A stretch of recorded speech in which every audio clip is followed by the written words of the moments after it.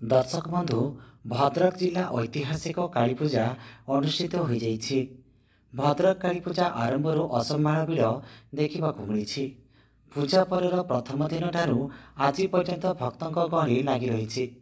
आज लक्षाधिक श्रद्धालु मां को दर्शन लाभ कर दिन में पाग शुखिला रहू आज दिन बेला हाल्का गहली लगी रही।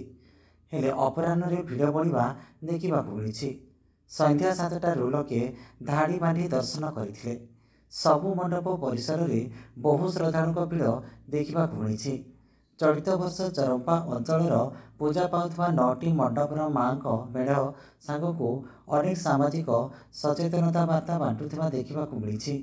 पार्श्वकुंजे पौराणिक कथावस्तु को नहीं थीम थिबा बेले सबु मंडप वर्तमान अत्याधुनिक जीवनशैली नहीं बारियारू निकट में भिड़ जमुछि। पीडब्ल्यूआई काली मंडप स्वर्ण मंदिर ढांचारे गढ़िथिबा तरण दर्शकों मानक बेस छुँची। रेल यात्री माने ट्रेन भितर सीधा सड़क यही तरण दीर्घ समय धरी देखुंट। से भली एने लक्ष्मी भंडार तरण और हाईस्कूल काली बाउंशपातिया तरण मन लाखिला भली सजा जाइछि।